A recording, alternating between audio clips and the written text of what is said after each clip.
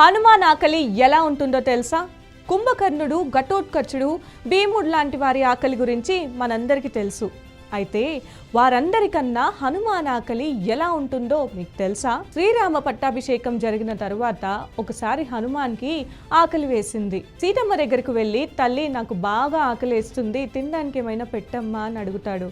సీతమ్మ వారు ఎంతో సంతోషంగా హనుమాన్ని కూర్చోమని చెప్పి వండిన పదార్థాలను వడ్డించడం మొదలు పెడుతుంది. కానీ హనుమాన్ ఎంత తిన్నా తన ఆకలి తీరదు. అప్పుడు సీతమ్మ వారు ఇంకా ఎక్కువగా వండుతుంది. హనుమాన్ తింటూనే ఉంటాడు, తన ఆకలి తీరదు. చివరికి వేల మందికి వండిన ఆహార పదార్థాలన్నీ కూడా ఖాళీ అయిపోతాయి.